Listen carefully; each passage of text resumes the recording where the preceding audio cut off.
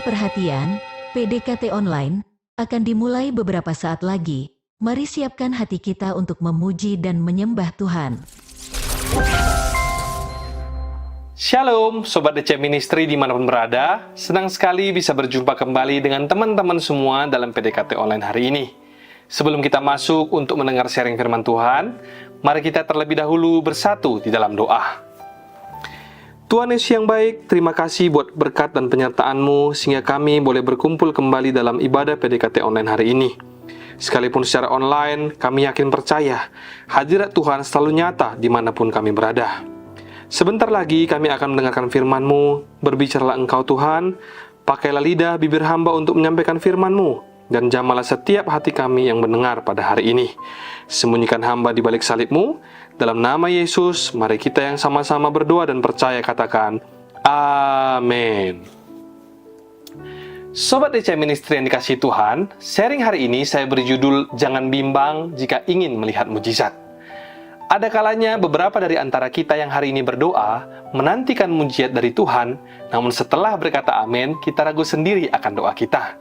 Sementara firman Tuhan dalam Markus 11 ayat 23-24 berkata, sesungguhnya, barang siapa berkata kepada gunung ini, beranjaklah, dan tercampaklah ke dalam laut, asal tidak bimbang hatinya tetapi percaya bahwa apa yang dikatakannya itu akan terjadi, maka hal itu akan terjadi baginya. Karena itu aku berkata kepadamu, apa saja yang kamu minta dan doakan, percayalah bahwa kamu telah menerimanya, maka hal itu akan diberikan kepadamu. Dari kedua ayat yang kita baca tadi ditekankan bahwa selama hati kita tidak bimbang, tetapi percaya, niscaya kita akan menerima jawaban dari setiap doa-doa kita, termasuk juga melihat mujizat dalam kehidupan kita. Namun yang terjadi dalam praktek hari-hari ini adalah kita yang sudah pernah atau sering mendengar, bahkan sampai menghafal ayat firman ini, masih saja sering diliputi oleh rasa kebimbangan ataupun keraguan yang pada akhirnya menyebabkan doa-doa kita belum terjawab sampai hari ini. Saking seringnya kita bimbang, kita jadi menganggap bahwa itu adalah sebuah hal yang wajar dan manusiawi. Padahal kita lupa, kalau kebimbangan itu bisa menjadi pertanda bahwa kita tidak percaya lagi terhadap kedaulatan Tuhan atas hidup setiap kita. Sebab itu Yakobus kembali lagi menasihati kita dalam Yakobus 1 ayat 6-8, demikian firman Tuhan. Hendaklah ia memintanya dalam iman, dan sama sekali jangan bimbang. Sebab orang yang bimbang sama dengan gelombang laut, yang diombang-ambingkan kian kemari oleh angin. Orang yang demikian janganlah mengira bahwa ia akan menerima sesuatu dari Tuhan. Sebelum kita lanjut lebih jauh, mari kita bahas terlebih dahulu alasan mengapa seseorang sering bimbang saat berdoa. Bisa saja hal itu disebabkan oleh pengalaman masa lalu seperti kepahitan, kegagalan maupun trauma. Atau bisa juga ketakutan akan masa depan seperti takut gagal, takut salah, dan seterusnya. Di saat seseorang berada dalam suasana hati yang bimbang, biasanya orang tersebut cenderung untuk bertanya kepada orang lain. Dan tidak pula jarang terjadi, pendapat orang lain yang kita tanya tersebut salah, sehingga membuat kita jadi salah juga dalam mengambil keputusan. Firman Tuhan dalam Markus 11 dan Yakobus 1 tadi sudah mengingatkan kita, saat kita meminta sesuatu pada Tuhan, maka kita harus memintanya di dalam iman. Itu berarti kita harus meminta kepada Tuhan dengan iman yang benar, bukan asal-asalan, serta dibarengi juga dengan motivasi yang benar pula. Itulah sebabnya mengapa penting bagi kita untuk senantiasa berpegang pada firman Allah, sehingga kita tahu apa sebenarnya yang Tuhan inginkan bagi kita saat kita meminta kepadanya. Bukanlah meminta untuk memuaskan hawa nafsu, seperti yang dikatakan Yakobus 4 ayat 3, tetapi meminta sesuatu agar kehendak Allah jadi dalam hidup kita. Ketika kita sudah meminta dalam iman yang benar, maka satu lagi yang tidak boleh lupa adalah mintalah dengan hati yang tidak bimbang. Sebab orang yang bimbang itu serupa dengan orang yang pelin-pelan, tidak yakin dengan apa yang dilakukan, sehingga membuat seseorang menjadi berubah-ubah pendiriannya. Yakobus dalam ayat ke-7 tadi menggambarkan orang yang bimbang itu seperti gelombang laut yang diombang-ambingkan kian kemari oleh angin. Di saat kita bimbang, kita akan mulai bertanya dalam hati kita, apakah Tuhan akan mendengar doaku? Atau apakah doaku sudah berkenan di hadapan Tuhan? Dan inilah yang akhirnya bisa membuat kita menjadi gagal untuk melihat mujizat di dalam hidup kita. Karena sesungguhnya ketika seseorang sudah berdoa dengan iman dan motivasi yang benar pula, Tuhan sudah hampir pasti akan memberikan jawaban doanya kepada kita semua. Hanya tinggal menunggu waktu yang tepat alias waktu Tuhan. Akan tetapi kebimbangan kita membuat kita tidak percaya bahwa Tuhan mampu dan mau untuk memberikan jawaban doa yang terbaik atas setiap permohonan kita. Kalimat tidak ada yang mustahil bagi Tuhan merupakan sebuah kalimat yang sering kita dengar, bahkan sering juga kita ucapkan. Namun sesungguhnya, hal yang mustahil itu dapat terjadi tidaklah lepas dari iman percaya kita kepada Tuhan. Saya ajak sebentar kita untuk mengingat kembali kisah seorang bapak yang anaknya kerasukan setan dalam Markus 9 ayat 14-29. Teman-teman nanti bisa baca di rumah secara lengkapnya, di mana dalam kisah itu diceritakan seorang ayah yang anaknya sangat menderita karena kerasukan setan. Ayah anak itu datang kepada Yesus dan memohon agar Yesus menyembuhkan anaknya tersebut.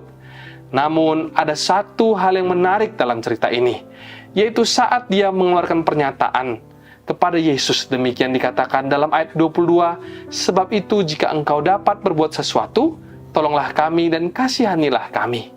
Jelas sekali ayah anak ini meragukan Tuhan dapat menyembuhkan anaknya. Dan mendengar perkataan tersebut, Yesus langsung menegurnya dengan berkata di ayat 23, "Maka jawab Yesus, katamu jika engkau dapat, tidak ada yang mustahil bagi orang percaya."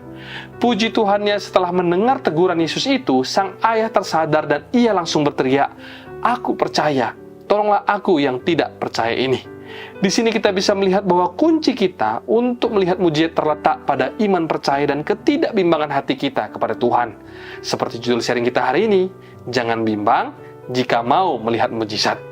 Di dalam kehidupan ini tidak bisa dipungkiri bahwa beratnya masalah, penyakit, penderitaan, dan sejenisnya bisa merapuhkan iman dan rasa percaya manusia kepada Allah.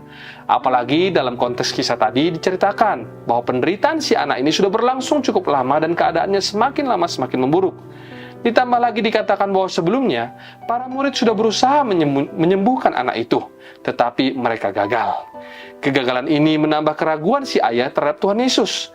Namun alhasil saat ayah anak ini percaya dan tidak bimbang, maka anaknya disembuhkan.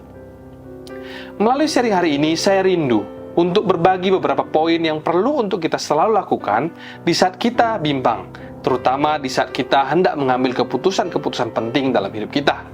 Poin yang pertama, tetaplah bersandar kepada Tuhan. Amsal 3 ayat 5 berkata, "Percayalah kepada Tuhan dengan segenap hatimu dan janganlah bersandar kepada pengertianmu sendiri." Berusaha dengan kekuatan sendiri seringkali membuat kita gagal. Saat menghadapi kebingungan, berusahalah untuk tetap melakukan apa yang benar, sesuai dengan apa yang Tuhan ajarkan dan yang tertulis di dalam firman Tuhan. Selanjutnya, poin yang kedua, percayalah. Tuhan pasti akan memberikan masa depan yang lebih baik. Percaya itu berarti menyerahkan sepenuhnya kepada Tuhan. Yeremia 29 ayat 11 berkata, "Sebab aku ini mengetahui rancangan-rancangan apa yang ada padaku mengenai kamu. Demikianlah firman Tuhan, yaitu rancangan damai sejahtera dan bukan rancangan kecelakaan, untuk memberikan kepadamu hari depan yang penuh harapan." Berserahlah penuh kepada Tuhan, sebab segala sesuatu yang datang dari Tuhan adalah yang terbaik, walaupun mungkin tidak selalu sesuai dengan keinginan dan kemauan kita. Poin yang ketiga, belajar untuk melepaskan apa yang sudah terjadi. 1 Petrus 5 ayat 7 berkata, "Serahkanlah segala kekhawatiranmu kepadanya, sebab ia yang memelihara kamu." Jika ada pengalaman ataupun trauma di masa lalu yang mengikat dan membuat kita khawatir, lepaskanlah semua itu. Apa yang sudah terjadi biarlah berlalu, dan teruslah melangkah maju ke depan. Lakukan segala sesuatu dengan berani bersama Tuhan, sebab kebimbangan dalam diri kita akan sirna ketika kita percaya penuh kepada Tuhan dan melakukan dengan sungguh-sungguh seluruh kehendak-Nya. Namun apabila suatu kala kita dilanda kebimbangan, maka jangan lupa 3 poin yang harus kita lakukan. Yang pertama, tetaplah bersandar kepada Tuhan. Yang kedua, percayalah Tuhan pasti memberi masa depan yang lebih baik. Dan yang terakhir atau yang ketiga, belajar melepaskan apa yang sudah terjadi. Di saat semua kemustahilan menghampiri hidup kita, marilah kita datang kepada Tuhan dengan ketetapan hati, penuh kepercayaan tanpa ragu-ragu. Kalau hari ini doamu belum juga dijawab, teruslah berdoa. dan tetap percaya serta tidak bimbang. Nantikan terus mujizat terjadi dalam hidupmu, sebab apa yang tidak pernah dilihat oleh mata, dan tidak pernah didengar oleh telinga, dan yang tidak pernah timbul dalam hati manusia, semua disediakan Allah untuk mereka yang mengasihi Dia. Sampai di sini sharing kita hari ini. Tuhan Yesus memberkati. Sebelum kita menutup perjumpaan kita hari ini, mari kita terlebih dahulu bersatu hati di dalam doa. Tuhan Yesus, terima kasih buat firman-Mu yang meneguhkan setiap kami untuk selalu percaya dan tidak ragu di saat kami berdoa meminta sesuatu. Apabila ada di antara kami yang hari-hari ini belum kunjung menerima jawaban doa karena kami masih sering bimbang ataupun ragu, ampunilah kami ya Tuhan, biar hari demi hari iman kami semakin bertumbuh. Kami tidak lagi bersandar pada pengertian kami sendiri, tapi kami mau berserah penuh kepada Tuhan. Sebab kami tahu rencana-Mu selalu indah bagi setiap kami. Kami juga mau terus menopang dalam doa saudara, teman, kerabat kami yang hari ini sedang dalam pergumulan. Apapun pergumulan yang mereka hadapi, kami yakin percaya Tuhan akan menolong mereka tepat dan indah pada waktunya. Dalam nama Tuhan Yesus, mari sama-sama kita yang berdoa dan percaya katakan, Amin. Sebelum kita menutup perjumpaan kita pada hari ini, mari kita terima berkat daripada Tuhan. Terimalah kiranya berkat dari Allah Bapa, cinta kasih Tuhan Yesus Kristus, penyertaan Allah Roh Kudus akan menyertai hidupmu mulai hari ini, bahkan sampai kali yang kedua Tuhan Yesus datang menjemput kita, namamu tercatat di dalam kitab kehidupan. Dalam nama Tuhan Yesus yang percaya dan berkati, katakan bersama, Amin, Amin, Amin. Tuhan Yesus memberkati, Shalom dan sampai jumpa.